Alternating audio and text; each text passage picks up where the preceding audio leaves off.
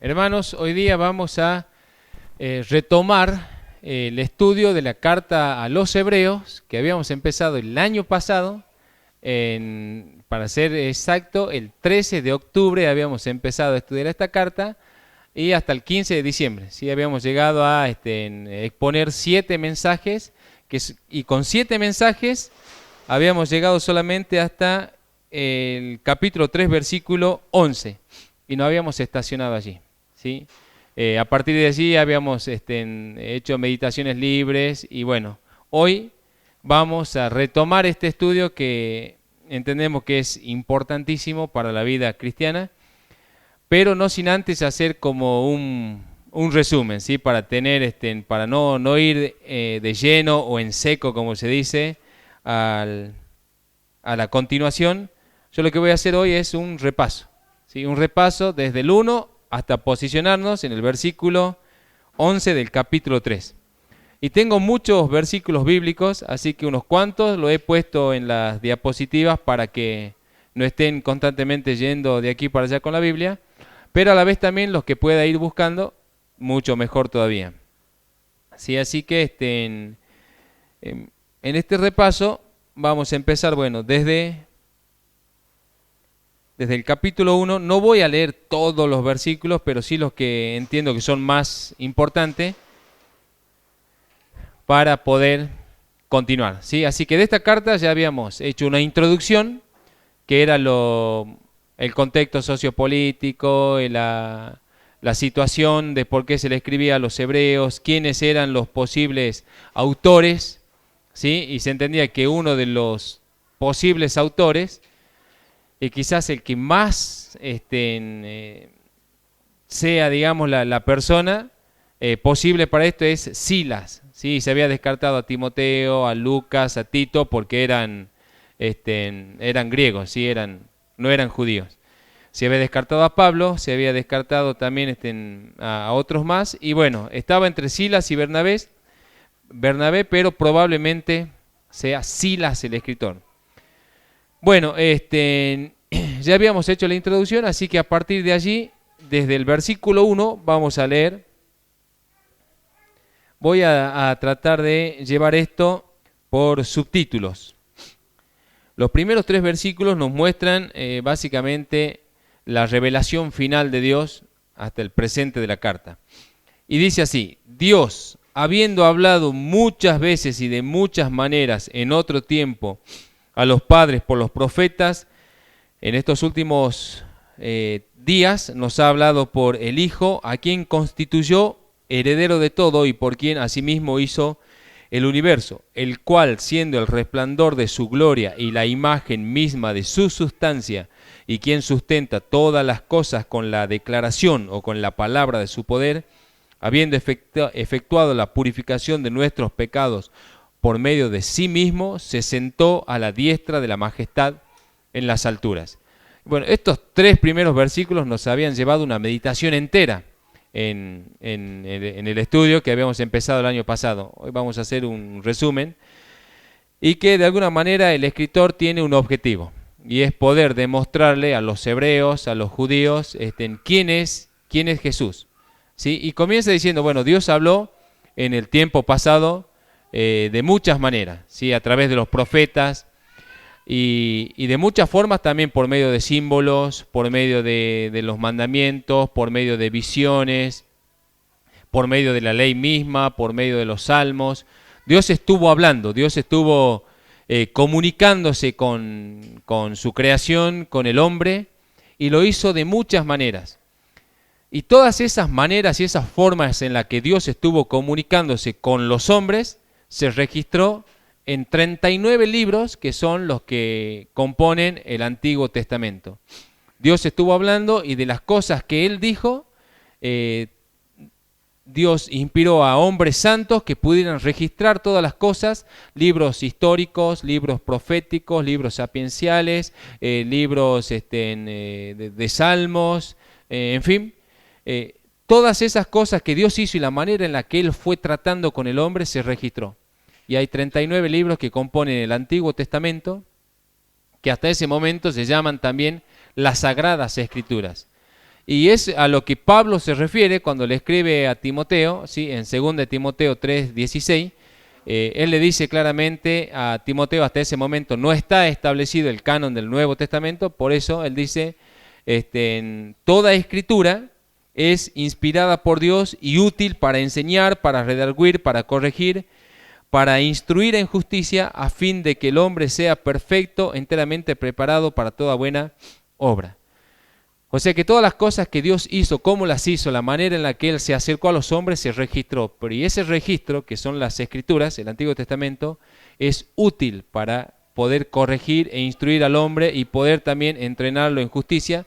Y nosotros en esta era le sumamos todo el Nuevo Testamento, que ya es la revelación final o definitiva de Dios para la vida de su iglesia. Y Dios ha venido revelándose hasta ese momento de forma progresiva. ¿Sí?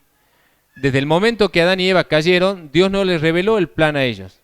Solamente le dijo, bueno, hay una simiente, alguien va a venir a salvarlo. ¿Sí? Ustedes estaban en el huerto del Edén, pecaron desgraciadamente y quedaron expuestos a la condenación del pecado. Todo aquel que peca tiene que morir y arrastra una condenación en el infierno. Bueno, pero hay una esperanza. ¿Sí? Pero Dios no revela su plan de manera inmediata, sino de forma progresiva. Y ese progreso de revelación lo vamos viendo en todo el Antiguo Testamento. Desde cómo se siembra la esperanza, desde cómo se empiezan a contar las generaciones, desde cómo se lleva en cuenta todo el plan hasta que viene Abraham, de Abraham el pueblo, de Abraham las 12 tribus el pueblo. Y en fin, todo esto es la revelación progresiva de Dios que trata de llevar a todos los hombres finalmente a Cristo. ¿Sí? Cristo hasta aquí es el centro de todos los tiempos, de todas las edades, pasados, presentes y futuros, porque las edades anteriores, los tiempos pasados, básicamente concluyen en Cristo. Él es el cumplimiento de todas las promesas al pueblo hebreo, y a partir de Cristo en adelante también todos nosotros somos atraídos a Cristo. O sea, Cristo es el centro, y es lo que también está diciendo el escritor de esta carta, cuando dice, y por quien asimismo hizo el universo. Esto también tiene que ver con los tiempos, las edades y los siglos. Vale decir, Jesús es el alfa y el omega, el principio y el final de todo. Todo empieza en Él, todo concluye en Él. Y una cosa que tenemos que ver es que la Biblia entera es cristocéntrica. ¿Sí? El centro de toda la Biblia es Cristo. Desde el Antiguo Testamento, todas las promesas se cumplen en el Mesías. Y del Mesías en adelante, todo el testimonio de ese cumplimiento es lo que conocemos como el Nuevo Testamento. Cristo es el centro de todo. Colosenses 1:16, porque en Él fueron creadas todas las cosas, las que hay en los cielos y las que hay en la tierra, visibles e invisibles, sean tronos, sean dominios, sean principados, sean potestades.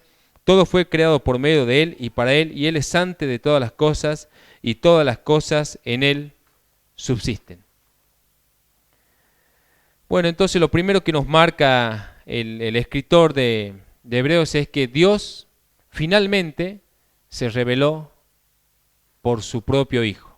Antes había utilizado a hombres santos, hombres piadosos que Él escogía, que Él purificaba, él les daba poder, pero finalmente la última revelación de Dios es su Hijo. Vino su Hijo, que es, y la pregunta es, ¿quién es el Hijo? Y es también lo que se va a encargar de demostrar quien está escribiendo esta carta. Y una de las cosas que vemos es la preeminencia y superioridad que en estos 3 versículos, por el Espíritu Santo, el escritor puede revelar, ¿sí? ¿Quién es el Hijo comparado con los profetas? ¿Quién es el Hijo comparado con los ángeles? ¿Quién es el Hijo? Y él dice del versículo 3, que es contundente, el resplandor de su gloria, la imagen misma de su sustancia, y quién sustenta, bueno, todas las cosas con la palabra de su poder. habiendo efectuado la purificación de nuestros pecados por medio de sí mismo, se sentó a la diestra de la majestad en las alturas. Y aquí tenemos la gloria del Hijo, tenemos la deidad del Hijo, tenemos la superioridad y el poder del Hijo, tenemos la eficacia del Hijo y tenemos también la exaltación del Hijo. Bueno, lo primero que vamos a ver es el resplandor de su gloria. ¿Y qué significa? Bueno, significa mucho. Ese es el punto. O sea, el desafío es cómo poder interpretar esto. ¿Cómo es que Jesús es el resplandor de la gloria de Dios? Bueno, el Antiguo Testamento nos muestra que Dios es inaccesible. No hay manera de acercarse a Dios. Él es santo, Él es puro y ningún ser humano puede acercarse. Por tanto, Dios tiene que acercarse a nosotros, pero tampoco Dios puede acercarse en su propia esencia de divinidad, porque el solo hecho de acercarse a nosotros nos consume. Como dice el Antiguo Testamento, Él es como fuego consumidor. Si tan solo se acercara con su santidad nos desintegra inmediatamente, nos excluye para siempre. Pero Dios tiene que acercar su gloria de todos modos a los hombres. Y lo va a hacer por medio de su Hijo, Jesús, el Cristo, el cual es el resplandor de la gloria del Padre. Así como nosotros, y este es un ejemplo que de alguna manera puede llegar a interpretarse o a ajustarse a esta situación. Nosotros no podemos acercarnos al sol. Primeramente porque está a una distancia tremenda de nosotros, no lo sabemos en realidad. Pero no podemos ver cómo es el sol, no podemos acercarnos, pero sí podemos ver sus rayos. Sí podemos ver su luz. Bueno, en cierto punto nosotros gozamos de esa luz, de la luz del día. Y cuando sale el sol nos alegramos, decimos, wow, salió el sol. Pero bueno, del mismo modo, pero en un sentido espiritual, Jesús es la luz del mundo. Como dice Juan, Juan 1, ¿sí? 1:9 dice, aquella luz verdadera que alumbra a todo hombre venía a este mundo. Entonces, desde ese contexto, Jesús es el resplandor de la gloria de Dios. Jesús es la luz del mundo, Jesús es de alguna manera, como también dice Jesús mismo se identifica, en Juan 12:46, yo la luz he venido al mundo para que todo aquel que cree en mí no permanezca en tinieblas. Pero Jesús no era un ser resplandeciente, sino que por medio de su doctrina podía realmente iluminar el corazón de las personas y sacarlos de las tinieblas para llevarlos a la luz de Cristo. Y es lo que también más adelante Pablo escribe en Corintios diciendo, para que les resplandezca la luz del Evangelio de la gloria de Cristo, el cual es la imagen de Dios.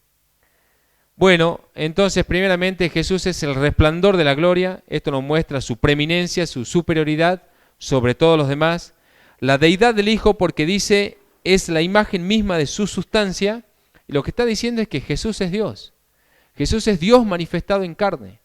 ¿Sí? Jesús no es un profeta del Antiguo Testamento, un ser humano común y corriente. Jesús tampoco es un ángel creado por Dios que nos visitó y que vino a salvarnos, no. Jesús es Dios manifestado en carne. Él es la simiente prometida, ¿sí? Simiente no de hombre, sino de Dios, puesta en el hombre, en María, en la raza humana, para poder nacer. Él tomó forma de hombre y vino a redimir a los hombres. Como dice Juan 1:18, a Dios nadie le vio jamás, nadie pudo ver a Dios, pero el unigénito Hijo, que está en el seno del Padre, Él le ha dado a conocer. Y como dice 1 Timoteo 3:16, indiscutiblemente grande es el misterio de la piedad, Dios fue manifestado en carne, ¿sí? Y una de las cosas que el escritor se va a esforzar en mostrar es eso, ¿sí? ¿Quién es el Hijo? Es preexistente, es superior, es la imagen misma de Dios, es Dios mismo revelado, ¿sí? Como dice Filipenses 2:6, siendo en forma de Dios, no estimó ser igual a Dios como cosa a que aferrarse, sino que se despojó a sí mismo, tomando forma de hombre. Y Colosenses 1:15, Él es la imagen del Dios invisible, ¿sí? Y Dios poderoso que nosotros vemos obrar en el Antiguo Testamento, ese que habló en el monte Sinaí, que se reveló con tantas señales, que hizo tantos prodigios por medio de los hombres, finalmente se revela en el Hijo. Toma forma de hombre y viene. Jesús es Dios. ¿Sí? Jesús no es una parte de Dios, Jesús es Dios, es lo que nos va a mostrar el escritor de Hebreos. ¿Sí? La insistencia de quien está escribiendo por medio del Espíritu no es hacer que ellos piensen que Jesús es un profeta más, sino que Jesús el Hijo es Dios mismo. En Colosenses 2:9 dice que en Jesús habita corporalmente toda la plenitud de la deidad, no una parte de la deidad, sino toda la plenitud de quien es Dios está en el Hijo. Sin embargo, Él es un hombre, vino como hombre. Bueno, Jesús en más de una ocasión dijo, el que me ha visto a mí, ha visto al Padre. Y cuando se escribe que Jesús es la imagen misma, significa que Jesús es la representación exacta de Dios. Jesús es Dios. Sustenta todas las cosas con la declaración de su poder. Y nosotros ya habíamos leído Colosenses, el 1:16, que decía, por Él fueron creadas todas las cosas, las que hay en los cielos y en la tierra, debajo de la tierra, visibles e invisibles, sean tronos, dominios, potestades. Todo fue creado por medio de Él y para Él y en Él subsisten. Si todo subsiste en Él. Juan 1:3 dice, todas las cosas por Él fueron hechas y sin Él nada de lo que ha sido hecho fue hecho. Y Romanos 11:36, porque de Él y por Él y para Él son todas las cosas, a Él sea la gloria por los siglos. Amén. Todo lo que existe fue creado por Cristo, para Cristo y en Él subsiste. Nosotros mismos fuimos creados para Cristo y subsistimos en Cristo. Quien hace latir sus corazones en este momento no son ustedes, ¿sí? Es Cristo. Quien sostiene su vida hoy por hoy para que no mueran, es Cristo. Y quien puede sostener nuestra vida para siempre en la eternidad, es Cristo. Y también nos muestra que el Hijo fue el único eficaz en poder redimir los pecados del hombre. ¿Sí? Habiendo, dice, efectuado la purificación de nuestros pecados por medio de sí mismo.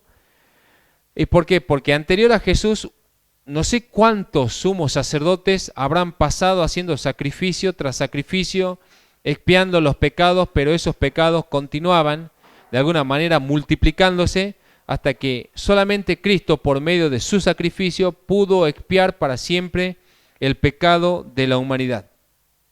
El único que pudo justificar al hombre para siempre delante de Dios fue Cristo. Así que hasta acá tenemos a Jesús el Hijo como el resplandor de la gloria de Dios, la imagen misma de su sustancia que muestra la deidad, la superioridad y poder para sustentar todas las cosas y su eficacia para poder quitar de en medio el pecado. Quitar de en medio el pecado. El pecado entró por causa de la desobediencia de Adán y Eva y se instaló. Y a partir de que se instaló, pasaron milenios y nadie pudo quitar el pecado del medio. Hasta que vino Jesús, el único que pudo hacer expiación definitiva del pecado, de modo que todos los que creen en Él son libres del pecado para vivir vidas santas. Y por causa de esto está también la exaltación del Hijo, que es, se sentó a la diestra de la majestad en las alturas. ¿Sí? La exaltación de Cristo es consecuente a su humillación. Primero se humilló hasta las partes más bajas, murió en una cruz, fue sepultado, descendió hasta las partes más bajas y de ahí fue levantado y exaltado hasta lo sumo, hasta el punto más alto de elevación. Y es lo que dice Filipenses 2:9, por lo cual Dios también le exaltó hasta lo sumo, ¿sí? Hasta el lugar más prominente, hasta lo sublime, y le dio un nombre que es sobre todo nombre, para que en el nombre de Jesús se doble toda rodilla de los que están en los cielos y en la tierra y debajo de la tierra, y toda lengua confiese que Jesús el Cristo es el Señor, para gloria de Dios Padre. Bueno, estos 3 versículos tienen una profundidad tremenda, ¿sí? Y el escritor de Hebreos comienza así, Comienza diciéndoles a los hebreos, escuchen, Dios habló de muchas maneras antes, pero hoy nos ha hablado por el Hijo. ¿Y quién es el Hijo? Bueno, se ha encargado de presentar su preexistencia, su superioridad, su preeminencia, su deidad, su poder, su eficacia y su exaltación. Y de alguna manera, bueno, Él es el Hijo. Y también va a tener que contrastar, dentro del contexto de la creación, que el Hijo es superior a todos. ¿Sí? Y tener que derribar muchas doctrinas que hasta ese momento existían en el pueblo judío. Vamos a leer Hebreos 1 desde el 4 al 14. Hecho tanto superior a los ángeles, cuanto heredó más excelente nombre que ellos, porque ¿a cuál de los ángeles dijo Dios jamás? ¿A qué ángel dijo Dios? Mi hijo eres tú, yo te he engendrado hoy. Y otra vez, yo seré a él padre y él me será mi hijo. Y otra vez, cuando introduce al primogénito en el mundo, dice, adórenle todos los ángeles de Dios. Ciertamente de los ángeles dice, el que hace a sus ángeles espíritu y a sus ministros llama de fuego. Mas del Hijo dice, tu trono, oh Dios, por el siglo del siglo, cetro de equidad es el cetro de tu reino. Has amado la justicia y aborrecido la iniquidad o la maldad, por lo cual te ungió Dios, el Dios tuyo, con óleo de alegría más que a tus compañeros. Y tú, oh Señor, en el principio fundaste la tierra, y los cielos son obra de tus manos. Ellos perecerán, mas tú permaneces, y todos ellos se envejecerán como una vestidura, y como un vestido los envolverás, y serán mudados, pero tú eres el mismo, y tus años no acabarán. Por lo tanto, ¿a cuál de los ángeles dijo Dios jamás, siéntate a mi diestra hasta que ponga a tus enemigos por estrado de tus pies? ¿No son todos espíritus ministradores enviados para servicio a favor de los que serán herederos de la salvación? Y uno se pregunta quizás, ¿por qué está escribiendo esto? Bueno, es evidente que habían ciertas doctrinas respecto de los ángeles en la que se discutía la superioridad del Mesías. Bueno, si han oído hablar de los esenios, ¿sí? Los esenios era una comunidad de judíos muy radicales, tan radicales, que no se dieron cuenta que Jesús era el Mesías, que habían salido incluso de propio Jerusalén a ir a vivir a una comunidad en las montañas. Eran los esenios, y esas montañas son las cuevas del Qumran, las cuevas en Qumran, donde también luego se encontraron, según dicen, los rollos del texto crítico. Bueno, ahí se fueron a vivir una comunidad que eran llamados los esenios, y esta comunidad tenía la doctrina que decían que el arcángel Miguel era probablemente superior al Mesías, ¿sí? Y sostenían eso, ¿sí? Y de hecho habían hecho como un despliegue de los ángeles, y entonces estaban constantemente diciendo, bueno, si Jesús es el Mesías, podemos aceptar eso, pero de ahí a que sea superior al arcángel Miguel, no lo creemos, no lo creemos mucho. Bueno, ellos decían eso, probablemente, eso es lo que está escrito respecto de la doctrina de los esenios. Sin embargo, lo que va a hacer el escritor es demostrar justamente y destrozar esa doctrina. Porque lo que viene diciendo el escritor es, ¿a cuál de los ángeles? Sea Miguel, Gabriel, y también decían que había un ángel, Rafael, Yuriel, no sé cuánto. Según ellos decían que habían 200 ángeles que estaban alrededor de Dios, que eran los ángeles exclusivos de Dios. Pero bueno, la Biblia no lo dice. Pero en fin, entonces el escritor va a ser muy bíblico. Dice, ¿a cuál de los ángeles le dijo alguna vez Dios, mi hijo eres tú? De hecho, cuando los ángeles de alguna manera interactuaron con los hombres, fue glorioso. De hecho, cuando los hombres vieron a un ángel, lo primero que hacían era postrarse. Cuando lo vio, de la manera en la que Dios interactuó con los hombres por medio de ángeles, aparecieron como relámpagos, como seres resplandecientes, como hombres grandes, con una espada desenvainada, de muchas maneras gloriosas, ¿sí? Sin embargo, siempre aparecieron como ángeles, como mensajeros. Nunca aparecieron como hijo, y nunca ellos se identificaron como hijo. Nunca ellos, cuando dieron un mensaje a los hombres, nunca le dijeron, mi Padre que está en los cielos me dijo que te diga esto, ¿no? Ellos siempre se refirieron a Dios y ellos como mensajeros. Y eso es lo que va a mostrar el escritor, le está diciendo, pero cuando se habla del Mesías, se dice que el Mesías es el Hijo. Y que todo va a ser puesto bajo sus pies, que Él va a tener el dominio absoluto de todas las cosas y que los ángeles son simplemente mensajeros de Dios. Pudieron haber tenido una participación gloriosa interactuando en la creación, pero solamente son mensajeros. Y es evidente que la manera en la que los ángeles interactuaron debe haber causado mucho en los hombres. ¿Sí? Como decía en las predicaciones cuando se expuso este tema, ¿qué harían ustedes si aparece un ángel ahora mismo? Saldrían corriendo. La tendencia quizás sea como sorprendente, es sorpresivo y uno llega a tener mucha admiración.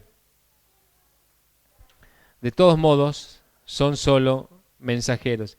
Y a ningún ángel jamás recibió la exaltación del Hijo. Nadie. El único que fue exaltado sobre todo fue el Hijo. ¿Sí? Ningún ángel tuvo el nombre o el título de Señor, ni el título de Hijo tampoco, sino siempre mensajero, mensajero, mensajero. A diferencia del Mesías, que es el Hijo y que es Señor de todo. Bueno, por eso es que el escritor aclara, más del Hijo dice, como diciéndole, entiendan que cuando se habla del Hijo le dice, tu trono, oh Dios, por el siglo del siglo, cetro de equidad, es el cetro de tu reino. Pero nunca a los ángeles le dijo Hijo, ni tampoco le hizo a ningún ángel una promesa diciendo, ustedes van a sentarse a la diestra de la majestad. Bueno, también va a demostrar que Jesús es superior a Moisés. Y vamos a leer el 3 del 1 al 6. Por tanto, hermanos, santos, participantes del llamamiento celestial, consideren al apóstol y sumo sacerdote de nuestra profesión, Cristo Jesús, el cual es fiel al que le constituyó, como también lo fue Moisés en toda la casa de Dios, porque de tanto mayor gloria que Moisés, ¿sí? Porque de tanto mayor gloria que Moisés, es estimado digno por cuanto tiene mayor honra que la casa el que la hizo. Porque toda casa es hecha por alguno, pero el que hizo todas las cosas es Dios. Y Moisés, de hecho, fue fiel en toda la casa de Dios como siervo, para testimonio de lo que se iba a decir. Pero Cristo, como hijo sobre su casa, la cual casa somos nosotros, si retenemos firmes hasta el fin la confianza y el gloriarnos en la esperanza. Bueno, hasta aquí el autor ha demostrado que Jesús es Dios manifestado en carne, que es mayor que los ángeles, que es mayor que los arcángeles, que es mayor que los serafines, que es mayor que los querubines. Y también se entra a Cristo como mayor que cualquier profeta que haya actuado a través de la historia. Mayor que cualquier siervo de Dios. Y hasta acá el mayor referente judío es Moisés. Hasta antes de Jesús, Moisés es inigualable. No hay registro en todo el Antiguo Testamento de un hombre en el cual Dios haya actuado con tanto poder. Las 10 plagas traídas por mano de Moisés, abrir el mar rojo. Por medio de Moisés fue traída la ley, todo el antiguo pacto, lo que es en sí la esencia del judaísmo, por decir de alguna manera, fue por medio de Moisés. El único mediador que básicamente, como dice la Escritura, cara a cara hablaba con Dios y podía transmitirle a Dios, al pueblo, la voluntad de Dios, era Moisés. Sí, el único que pudo darle codornices en medio del desierto, pudo darle maná en medio del desierto, el único que hizo salir agua de una roca en medio del desierto, y que no era un chorrito, eran ríos de agua que salían de una roca en el desierto para que todos pudieran beber y tomar. O sea, no hay hombre en el Antiguo Testamento que haya hecho tantas señales como Moisés. Moisés, para los judíos, hasta ese punto es insuperable. ¿Sí? Quizás alguno diga, no, bueno, Jesús puede ser Por eso es que también a Jesús siempre lo comparaban con Moisés. Decían, bueno, vos le diste de comer a 5.000 personas de un poco de peces y unos cuantos panes, pero Moisés dio el maná en el desierto durante 40 años, ¿sí? El pan del cielo. Y entonces Jesús ahí le dice, pero él no le dio el pan del cielo. Yo soy el pan del cielo. Bueno, entonces lo que va a hacer el autor también es demostrar que Jesús es superior a Moisés, ¿sí? Y sencillamente le dice, bueno, Moisés siempre fue un servidor, pero acá tenemos a Jesús el Hijo, el heredero de todo, el dueño de todo y de alguna manera el dueño de la casa. Moisés fue un siervo fiel en la casa de Dios que de alguna manera trajo el tabernáculo, la presencia de Dios, pero Jesús trajo la casa espiritual, la iglesia misma. Y bueno, de esta manera también deja claro el escritor que Jesús es superior hasta ese momento el profeta más grande de toda la historia, ¿sí? Superior a Moisés. Y también llega a darles una exhortación y les dice básicamente, si las palabras de Moisés fueron verdad, de hecho que lo fueron, toda la ley, todo el antiguo pacto, ¿sí? Y ellos debían obedecer a ese hombre, cuánto más y Moisés era solamente un servidor, cuánto más no tienen que obedecer al Hijo. Entonces, hay tantas cosas realmente en estos 3 capítulos de Hebreos, pero una de ellas es, Jesús es Dios. Jesús es la manifestación de Dios. Jesús es el que sustenta todas las cosas con la palabra de su poder. Jesús es la imagen misma de Dios. Jesús es el único que hizo expiación definitiva por nosotros, por el pecado. Jesús es el único que fue exaltado hasta la diestra de la majestad en las alturas. Jesús es superior a todos los ángeles que hayan hablado alguna vez a los hombres. Jesús es superior al profeta más grande que haya tenido el pueblo hebreo en todas las eras. Y le dice, ¿acaso no le van a hacer caso? Si el Hijo es todo esto, ¿no van a obedecer? Si cuando aparecieron ángeles para decirle a Lot que salga de Sodoma y Gomorra, ellos obedecieron e inmediatamente vino la destrucción. Cuando apareció un ángel para castigar a David por causa de que había tomado malas decisiones, fue de alguna manera, la mano del ángel fue destructiva en algún punto, o sea, las palabras de los ángeles se cumplieron, las palabras de Moisés se cumplieron. ¿Cuánto más no se van a cumplir las palabras del Hijo? Eso es lo que está diciendo el escritor de Hebreos. Tengan en cuenta que si antes obedecieron, ya sea a la voz de un ángel, a la voz de un profeta, a las señales, ahora ¿cuánto mayor esfuerzo no tienen que hacer para obedecer al Hijo? Y es lo que dice en Hebreos capítulo 2, versículo 1.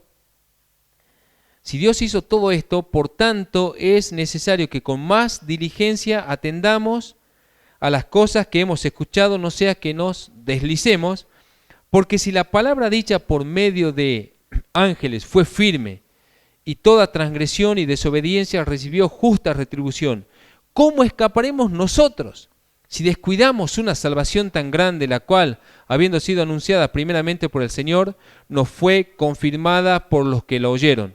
Testificando Dios juntamente con ellos con señales y maravillas y diversos milagros y repartimientos del Espíritu Santo según su voluntad.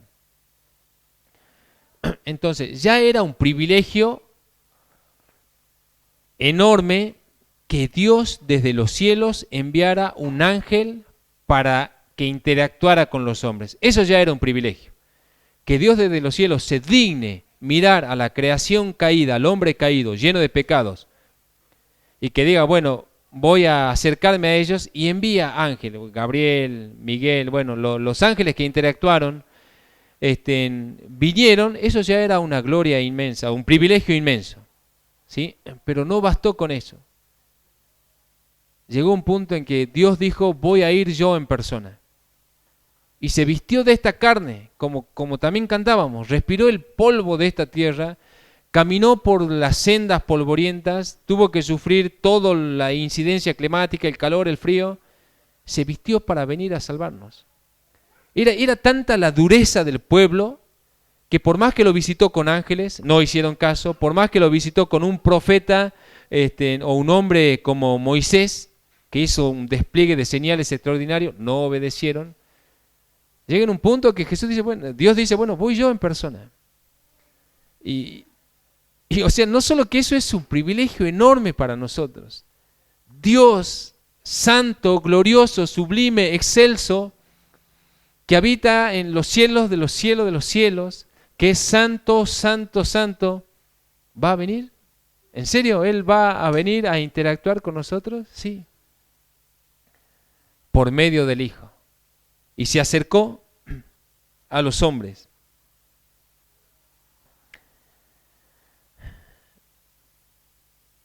Y si nosotros no atendemos a su palabra, ya no queda más posibilidad ni expiación, sino como dice más adelante esta misma carta de Hebreos, ¿qué es lo que queda para los desobedientes? Una horrenda expectación de juicio y de hervor de fuego que ha de devorar a los adversarios en las llamas eternas que nunca se apagarán. Eso es lo que queda. Entonces el autor, bueno, el escritor, está poniendo énfasis en eso. Ya ha demostrado quién es Jesús, quién es el Hijo, que es insuperable. Y ahora llama a la exhortación. Si Jesús es todo esto, de alguna manera parafraseando, entonces obedezcan. Obedezcan a Dios.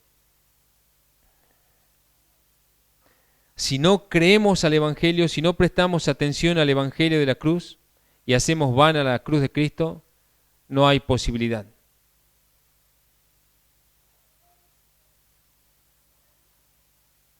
La salvación ahora nos es acercada gratuitamente por medio de los méritos de Cristo.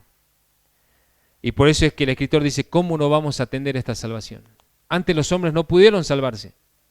Adán y Eva no pudieron salvarse a ellos mismos y a partir de allí nadie pudo salvarse a sí mismo. Y de repente Dios acerca su salvación a los hombres por medio del Hijo. Y de alguna manera la pregunta es, ¿van a despreciar esa salvación? A partir del versículo 5 del capítulo 2, dice, porque no sujetó a los ángeles el mundo venidero acerca del cual estamos hablando, pero alguien testificó en cierto lugar diciendo, ¿qué es el hombre para que te acuerdes de él? ¿O el hijo del hombre para que le visites? Le hiciste poco menor que los ángeles, le coronaste de gloria y de honra, y le pusiste sobre la sobra de tus manos, todo lo sujetaste bajo sus pies, porque en cuanto le sujetó todas las cosas, nada dejó que no sea sujeto a él, pero todavía no vemos que todas las cosas le sean sujetas.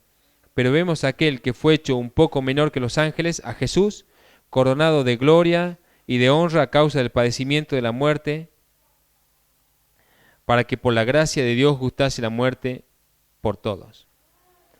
Y también nos da una perspectiva amplia y profunda del enfoque de la salvación. A veces pensamos, nosotros tenemos probablemente, capaz que me equivoco, pero quizás a veces pensamos en la salvación como un hecho muy limitado.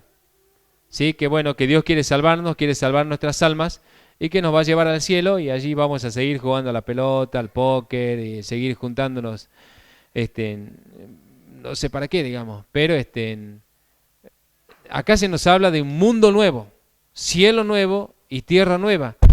Y de alguna manera eso demuestra que el plan de salvación es muchísimo más amplio de que simplemente nuestras almas sean redimidas, sino que es objetivo. ¿Nos va a salvar para qué? ¿Por qué quiere Dios salvarnos? ¿De qué? Bueno, Dios creó al hombre con un propósito, señorear sobre toda la creación. Por causa del pecado, ese propósito se vio estropeado, ¿sí? De modo como dice el texto. Adán y Eva tenían señorío sobre toda la creación. O sea, un león no se iba a comer a Adán, porque él era señor de los animales. No lo iba a morder nadie, ¿sí? Porque él era señor. Pero posterior a la caída, todo eso se reveló, ¿sí? El león se come a los hombres. Pero bueno, Todo eso que el hombre perdió, Cristo, por medio de Cristo, va a ser recuperado. El pecado se encargó de destituir al hombre de la gloria de Dios, y por medio de la obra de Cristo hay una restitución del hombre a la gloria de Dios y al propósito eterno con el que fue creado. El hombre tiene que volver a señorear sobre cielos nuevos y tierra nueva. Y ese es el propósito, por decir de alguna manera, final de la redención. Y Cristo quiere hacerlo con nosotros. Por eso es que Jesús es Señor de señores y Rey de reyes. ¿Por qué? Porque nosotros en el futuro eterno vamos a reinar con Cristo. Y bueno, estas cosas también en 2 de Pedro 3:13, busque conmigo esta cita.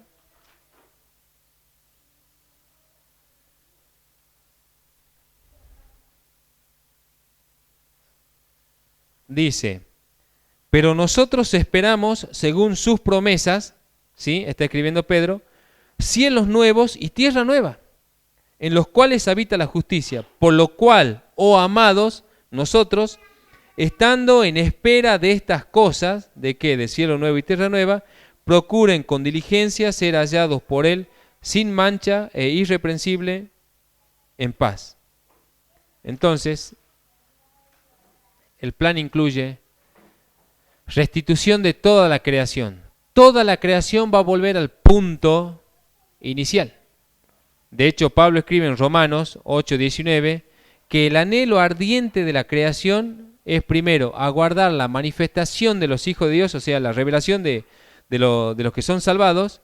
Y el 20 dice, porque la creación fue sujeta a vanidad, no por su propia voluntad, sino por causa que la sujetó en esperanza. Porque también la creación misma será libertada de la esclavitud, de toda esta corrupción, esclavitud y corrupción a la libertad gloriosa de los hijos de Dios.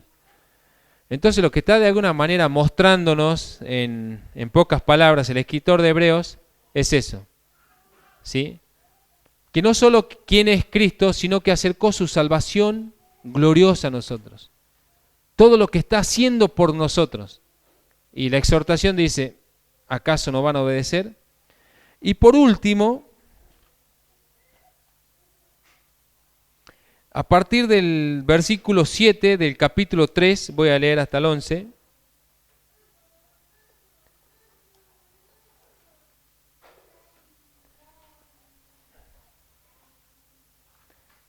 Que acá va de alguna manera a mostrar cuál es el peligro del corazón duro y de la incredulidad. En Hebreos 13:7 dice, por lo cual, como dice el Espíritu Santo, si oyeres hoy su voz, no endurezcan sus corazones, como en la provocación, en el día de la tentación en el desierto, donde me tentaron, sus padres me probaron, y vieron mis obras 40 años, dice Jesús, a causa de los cuales me disgusté con esta generación y dije, siempre andan vagando, o sea, extraviados en su corazón, y no han conocido mis caminos, por tanto juré en mi ira, dice Dios, no entrarán en mi reposo. Bueno, y esto es ya la última parte, y ahí nos vamos a estacionar nosotros, y de alguna manera está diciendo, el Israel, así como hemos visto que Moisés fue el hombre por el cual Dios hizo más prodigios y señales que cualquier otro, ese pueblo que estuvo con Moisés en el desierto fue la generación privilegiada que pudo ver todas las obras de Dios como ningún otro. No hay otra generación en la historia de las Escrituras que haya podido ver un conjunto de tantas señales poderosas de Dios y no creer. Vieron las plagas, vieron lo que pasó, vieron a Moisés, vieron a Dios abriendo el mar por medio de Moisés. Fueron alimentados durante 40 años. No tenían que trabajar. Por los mediodías venían las codornices, se estacionaban ahí, tenían que comer. Por la mañana el maná, no les faltaba comida, no les faltaba agua porque cuando tenían sed les daba agua de la roca. Vieron la mano de Dios con tanto poder, con tanto despliegue, pero sin embargo fue una generación dura, incrédula, de corazón duro. Y es de alguna manera la evidencia de que un hombre no necesita ver para creer, porque esta generación vio de todo pero no creyó, sino necesita un corazón blando para creer. Esta generación era una generación de corazón duro. Estaban endurecidos, no querían creer. Y así hay también tantos afuera, corazones duros, no dispuestos a creer. De alguna manera dicen, sí, está bien, entiendo, me parece que sí, no del todo. Sin embargo, ¿qué es lo que pasó con esta generación? No entraron a la tierra prometida. O sea, ¿cómo puede llegarse hasta tan cerca y no entrar? Y ser desechado básicamente desde la puerta, por causa de la incredulidad. Y acá hay un paralelo, hay una analogía, porque nosotros hoy por hoy caminamos en este desierto que es el mundo, con la esperanza de una tierra prometida, con Cristo en los cielos, eterna.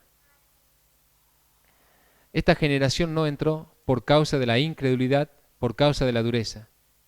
No entraron.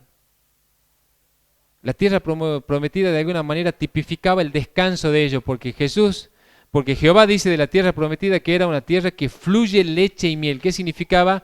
Que esa maldición que había caído en la tierra por causa del pecado de Adán, al cual se le dice, cuando trabaje la tierra, espinas y cardos te producirá, con el sudor de tu frente ganarás el pan. Esa era la maldición.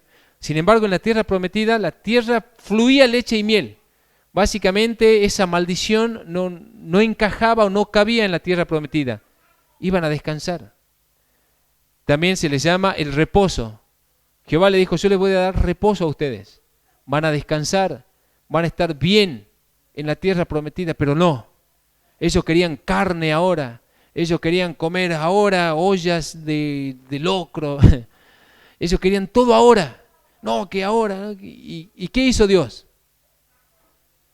Dios dice, me cansé. Estoy harto de esta generación. Siempre los mismos problemas, siempre la misma actitud, siempre el mismo corazón duro. No quieren creer. Se les habla de santidad y de una tierra prometida que es gloriosa, que está en los cielos, que viviremos allí para siempre. Pero ellos no querían creer. La evidencia más grande de que el hombre no necesita ver para creer es esta. Necesitamos un corazón blando para creer. Y si no vemos nada, tanto mejor, porque bienaventurados los que no vieron y creyeron. Era una generación dura. En términos prácticos, hoy, la evidencia de la dureza también en nosotros radica en saber qué es lo bueno y no hacerlo. O sea, tenemos habilidad para saber qué es bueno, para distinguir lo que es bueno, pero no hay habilidad para hacerlo. Sabemos que tenemos que orar, pero no oramos. Sabemos que hay que leer, y uno dice, sí, hay que leer la Biblia, es la palabra de Dios, nos revela, pero no la leen. No la leen. Siempre hay surge algo más importante que leer. Sabemos que tenemos que estar juntos, glorificar, tener estos cultos que son importantes para la edificación de la iglesia, para exaltar a Dios, pero no venimos. Sabemos que en la semana tenemos que juntarnos a orar. ¿Saben cómo se llama eso? Dureza de corazón. ¿Y saben qué es lo peligroso de esto, hermano?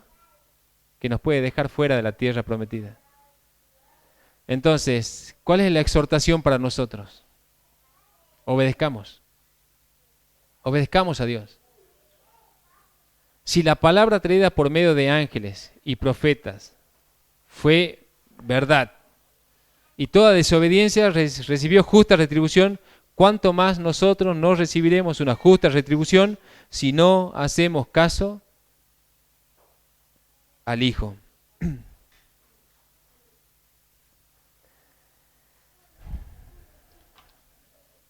En Números, capítulo 14, versículo 21, Jehová le dice esto al pueblo: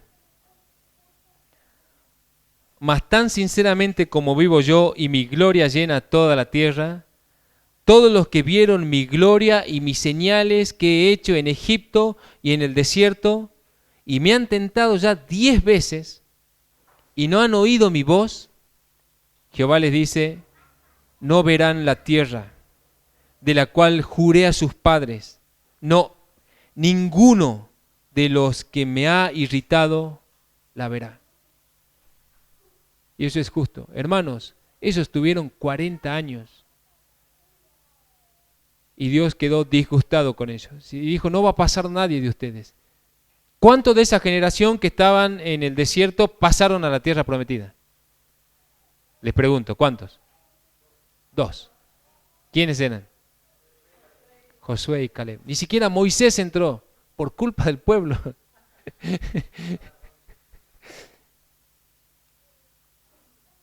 Es evidente que el texto y que el escritor de los Hebreos, de esta carta a los Hebreos, nos está diciendo, los duros de corazón no entrarán en la gloria de Dios.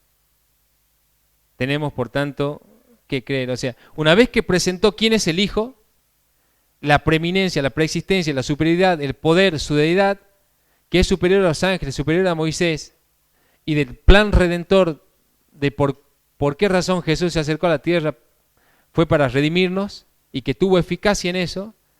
Una vez que reúne todos estos elementos y argumentos, les dice, ¿en serio no van a creer? ¿En serio no van a ser movidos? ¿No van a temer? Antes, la exhortación es, temamos para no repetir la triste historia de aquella generación de desobedientes. Y esta expresión del Espíritu, de alguna manera, es el centro de los primeros capítulos. ¿Saben por qué? Porque el escritor de esta carta repite 3 veces la misma expresión que está acá en el versículo 8, versículos 7 y 8, dice, por lo cual, como dice el Espíritu Santo, si oyeres hoy su voz, no endurezcan sus corazones. Más adelante, en el versículo 15, entre tanto que se dice, si oyeres hoy su voz, no endurezcáis vuestros corazones como el día de la provocación. Y en el 4:7, otra vez determina un día, hoy, diciendo, después de tanto tiempo por medio de David, como se dijo, si oyeres hoy su voz, no endurezcáis vuestros corazones. ¿Qué significa? Que cuando una expresión era repetida 3 veces, denotaba la importancia de lo que se estaba diciendo.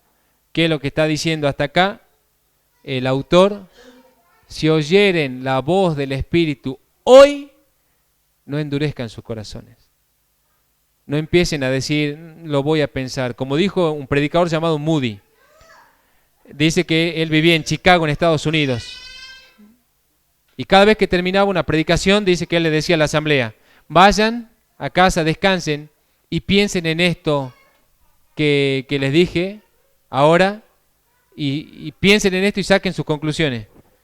Dice que ese mismo día hubo un incendio en Chicago, un incendio histórico, que murieron cualquier cantidad de cristianos. Y a partir de allí dice que él dijo, no vayan a casa a pensar, piensen ahora. Y acá la expresión hoy es sinónimo de urgencia. Lo que está diciendo el escritor de Hebreos es urgente que lo vean hoy, revean su posición cristiana hoy, revean su corazón hoy, porque los corazones duros no entrarán. No inventen excusas para no cambiar, no inventen excusas para no obedecer. No necesitamos evidencia, necesitamos simplemente creer. Ahora, nosotros transitamos en el desierto de este mundo con la esperanza de llegar algún día a la ciudad celestial, a la tierra prometida, a nuevos cielos, nueva tierra, y caminamos por este mundo con esa esperanza. ¿Sí? Que el Señor nos dé un corazón blando, no de piedra, un corazón de carne para poder creer en el Señor de manera profunda. Cierro con estas 2 citas, Hebreos 13:14. Porque no tenemos aquí ciudad permanente, sino que buscamos la porvenir. Y Filipenses 3:20, mas nuestra ciudadanía está en los cielos, de donde también esperamos al Salvador, al Señor Jesucristo. Vamos a orar. Gracias, Señor Jesús,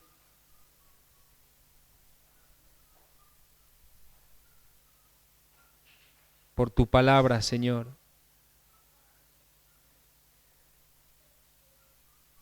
Queremos temer frente a ella y que ablandes nuestro corazón y quites cualquier dureza, Señor, y que nos lleves como peregrinos por este mundo en el sentido más alto de la obediencia. Danos virtud y capacidad. Reúnenos y congréganos, y que no pongamos excusas, sino que podamos, Señor, atender tu palabra y tus demandas y tus mandamientos. Gracias por este tiempo, bendice a esta iglesia, en el nombre de Jesús el Cristo. Amén. Bueno, hermanos, hasta acá nos hemos posicionado justo en el versículo 11. ¿Sí? Tuve que hacer como una introducción, porque la idea era arrancar desde el versículo 12 del capítulo 3. Bueno, así que ya con esta introducción, un ultra resumen, el próximo domingo, si Dios quiere, vamos a arrancar desde el 12 hasta el 4 y un poco más. La idea es llegar hasta el 4:13, así que bueno, vaya leyéndolo en casa y orando al Señor. La paz del Señor.